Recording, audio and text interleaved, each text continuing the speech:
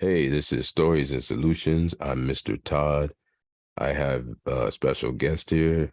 My co-host is Eddie from DLP. Start off with how you say salutations. So Salutations. yeah, first I wanted to lead off with I didn't know if you remembered, but I obviously already said that. But it's a year this Friday, which is why I was going to take the day off. So Yeah, I was like, that's crazy. yeah, this That's Friday is a crazy. That year seems that like yesterday, man. yeah. So that's actually the reason why, like, one of the episodes I wanted to talk about, because I was like, okay, the person that was there, and then you saw me there, and then you see me now, Right.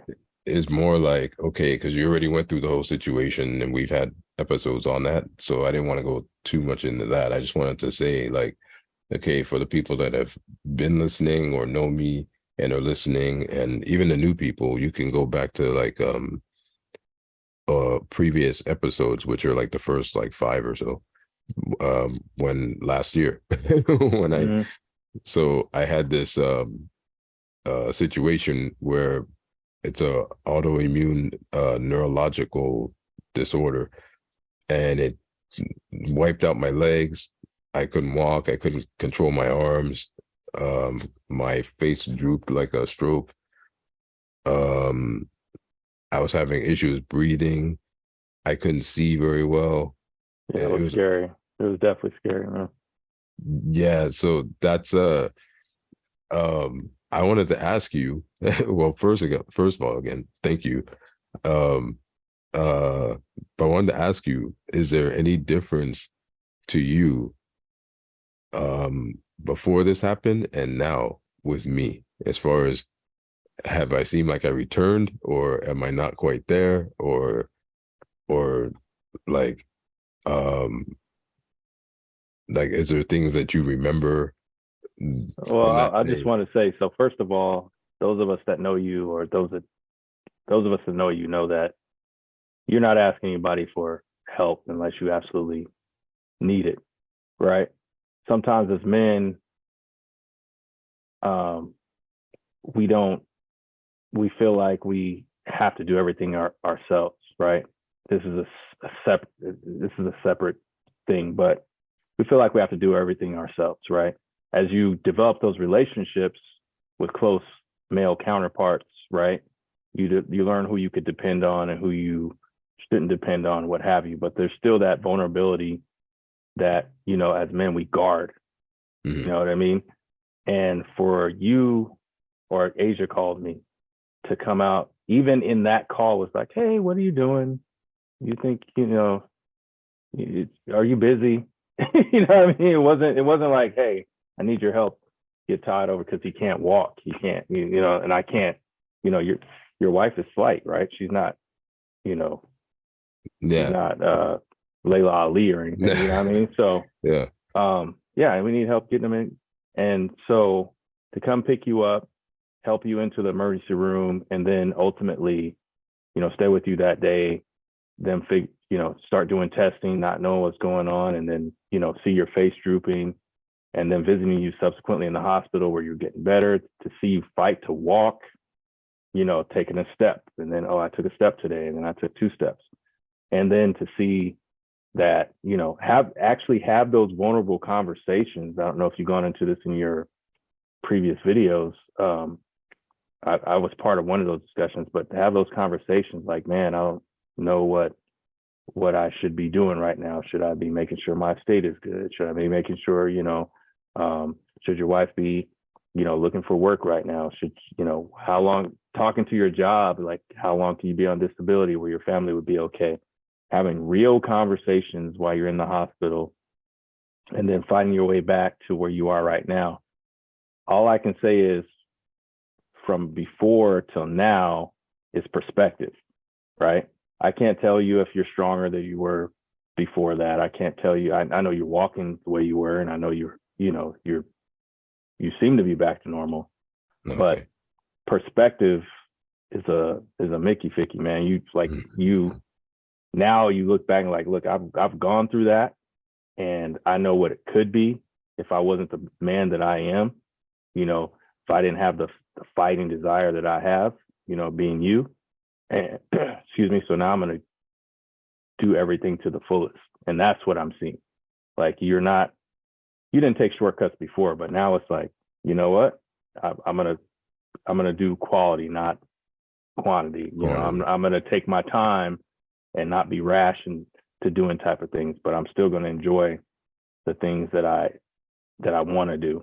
I'm gonna take those chances. So yeah, I'd say that it's there's never a benefit in going through something like that. But if I said that there is a bright side on the other side, it's that, right? It adds more perspective. I got you. Yeah, I Mm-hmm. was wondering if like, because for me, I notice, for example, um, like this, like I'll have these glitches where I'm trying to, I always say like, oh, maybe it's just old age, but it's, it's like I could tell the difference where I know what I'm trying to say and it's Right. stuck. Or um vocabulary wise, my vocabulary is pretty good. And there's times that like the simplest words I just can't find. And my brain is searching through this Rolodex of words and I'm like, I don't get it, Mm-hmm. and that bothers me. Or there's stuff where like if I'm with the kids and I'm trying to like maneuver with them, there's times where I can still tell like my right's doing what my left is supposed to do, Yeah, I you didn't know know. that. Yeah. Yeah, so I have So those you still issues. have to be careful, like when it comes to physical exertion and how you have to pace yourself. Even though you Yeah, have physical strength, you're still like don't have that confidence yet, even a year later. I'm stronger than I was Mm-hmm. for sure because I work out like every day, but I or almost every day, but like I'm definitely like physically stronger, but um my stamina is okay. It's my balance. Like when I get really tired, Right. I lose that first. And then I just seem to be like disoriented where I'm trying to do something and it's almost like my brain is like on hold. Like how Mm-hmm. I keep telling Taj, I'm like, oh, I'm buffering. Cause like he'll he'll ask me something and then I'm like, I know the answer and I can't think. And then it's just Mm-hmm. like, and then I tell him, but I have to like see it, like visualize what I'm trying to do or say, and then I can say it to you. Right. Otherwise, I'm just in like limbo. But other than that, I look at it like this. If I got hit by a car and they said, oh, you had a concussion, like how I crashed my car and I have a Mm-hmm. concussion, right? It could be the same thing. Right. So I don't really stress. I'm thankful that I'm here. I'm actually surprised that I feel like I'm pretty much normal, you know? But has it, now that you look back and now that you're actually in the planning stage, right? It's second semester at schools, right? You're a behavioral therapist, so with your clientele and being that most of the clientels are during the school year is why I was getting at the school seats, right? And then you have that break in the middle because that's when schools are in and schools are out, right? Do you see that your planning has either you've gone from like, hey, I'm planning 5 years out to I'm planning 10 years out, or you condensing your plans that you had 10 years out and you're bringing those in? Like, how Yeah. has that affected Yeah. how you see the future I've or how never your been plans are?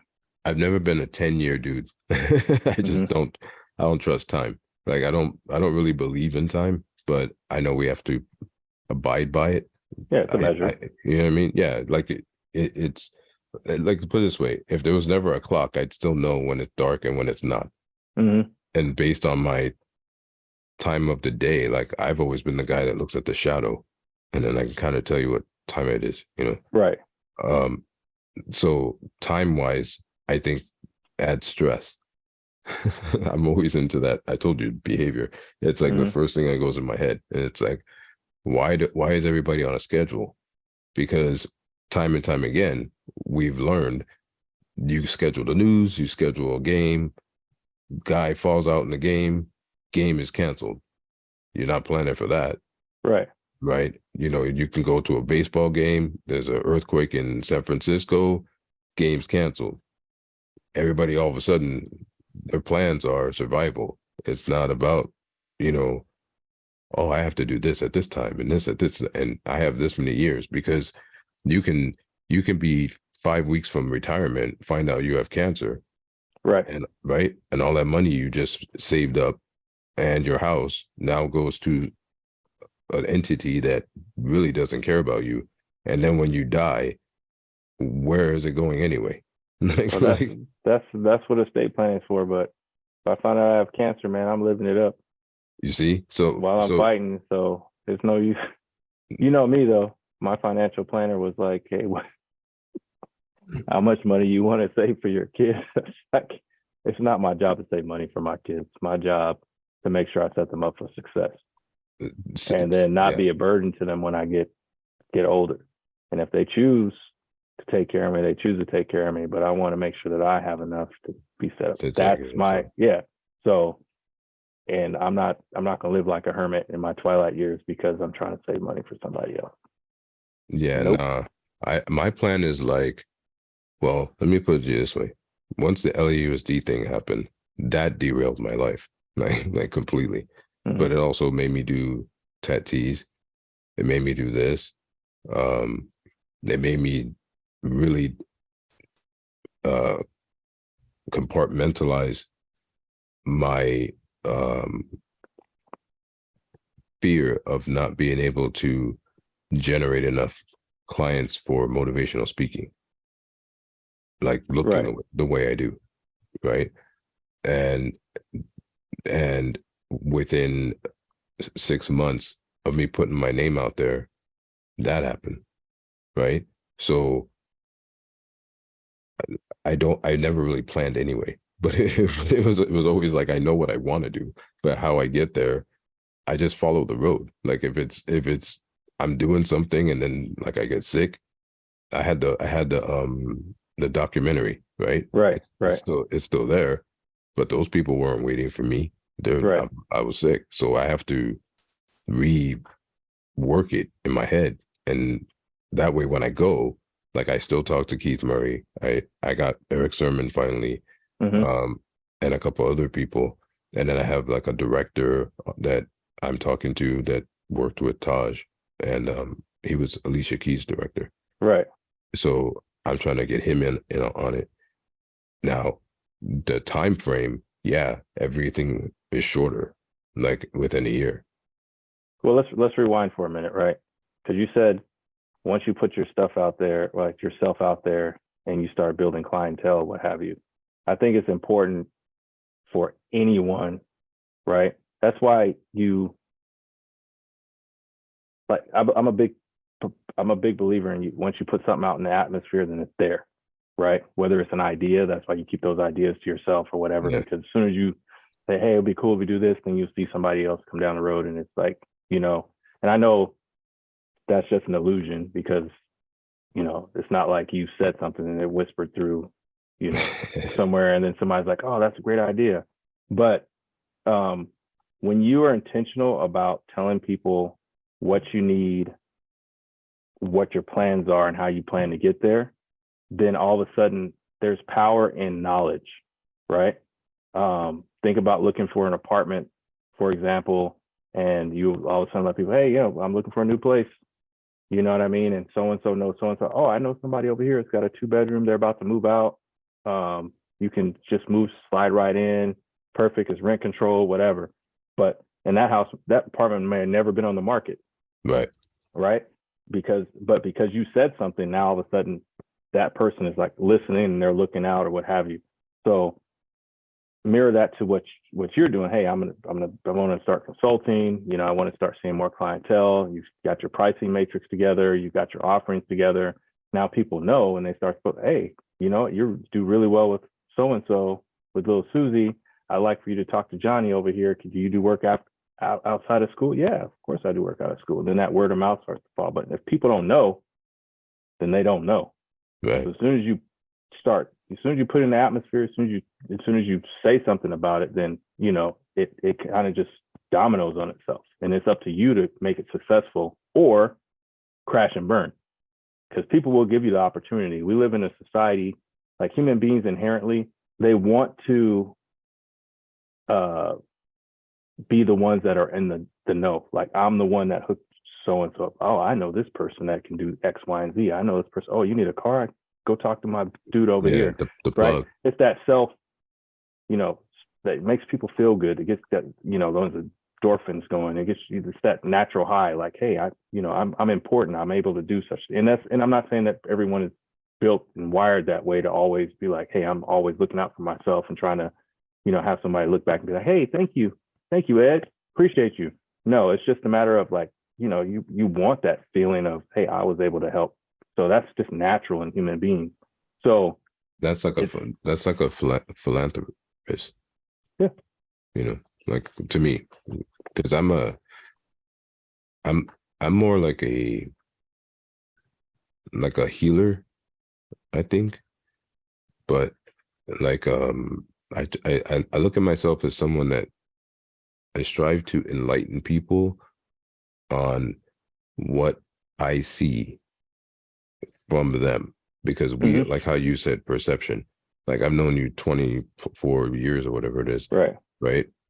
And there's always going to be something I don't know. Right. Because you have your life, and then you have the life that you know me in, and you have your life on your own. Right. So like, if how you say it, like, if you had a stomach ache and you were trying to like man up on it, if I'm a sensitive person, I'm able to say, hey dude, like, go home, or go to the bathroom, whatever it is. Right. Because you're homing in on that, like, your vibe, you know what I mean? Like, you're like, the person,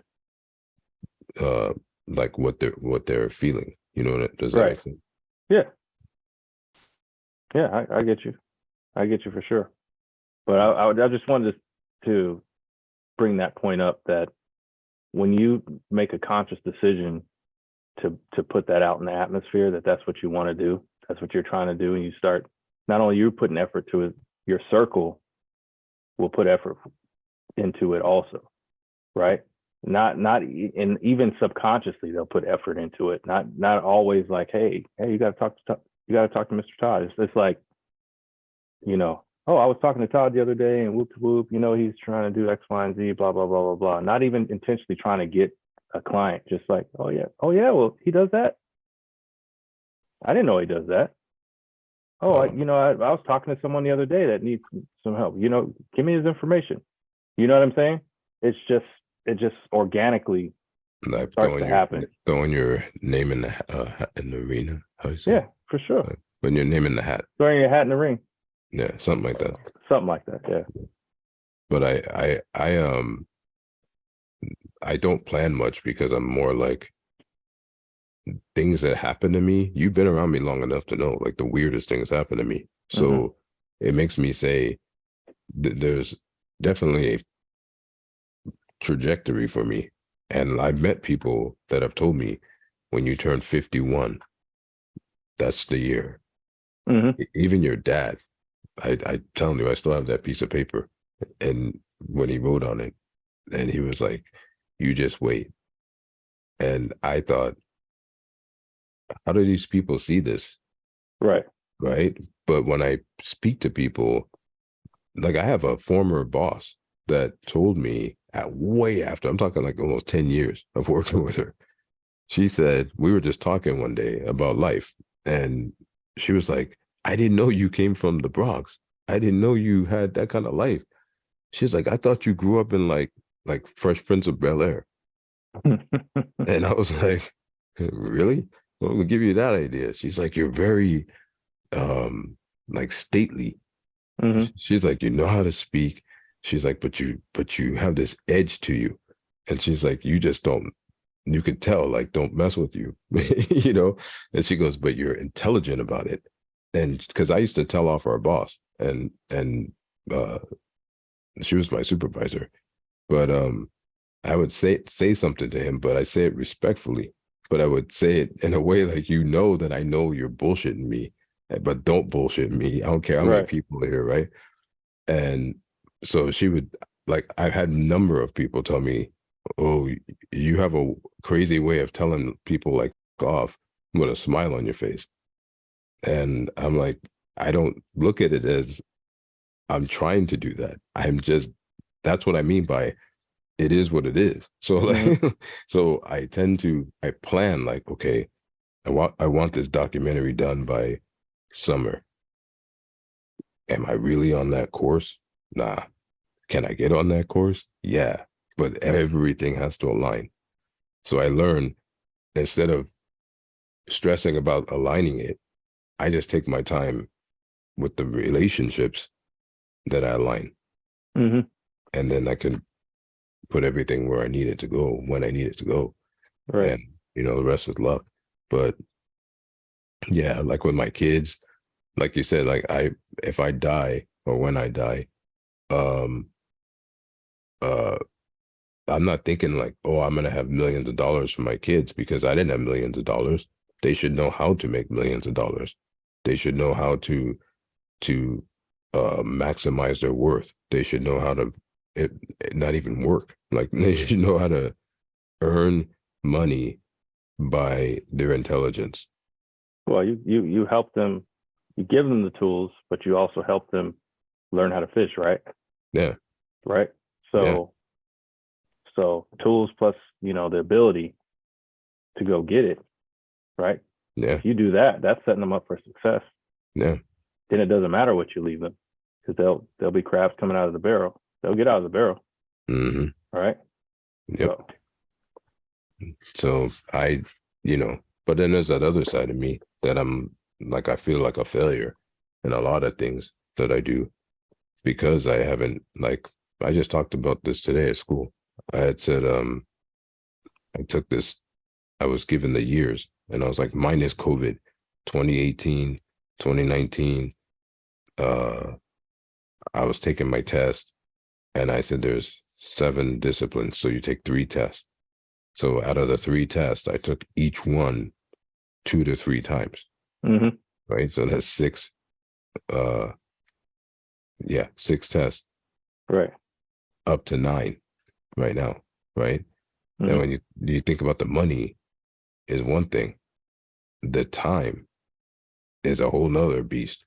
Right. And right. And then the memorization of what you have to like purge of your life to put this information in, to regurgitate it, right? When it really doesn't matter. It's like your psyche, you start psyching yourself out, and so for me, it's like I don't, I don't, I plan, but if I planned it to, like, oh, I should have been in my 15th year clear, well, then I would have had to have known 20 plus years ago, oh, well, Right. I didn't have to take this test 20 plus years ago. I could have just signed the papers. Nobody told me that, right? So someone else will say, well, you have to ask. Well, my sister was a teacher. She didn't Right. tell me, oh, you can just sign up and that's it, right? No. So I I learned like everybody else. Like, you learn the hard way. And then I was doing behavior therapy for 10 years. So I lost 10 years alone, but I gained the knowledge, right? And that's what made me not plan so much, because I work with volatile kids. Hmm. So you can plan all you want to. When somebody throws a desk, it's all out the window, you know? But there's a difference though with not planning and being prepared. I'd say Yeah, I'm you can say always that prepared, you're not planning, but you are prepared. always You prepared. see what I'm saying? Yeah, Yeah. yeah. So I know how to get there.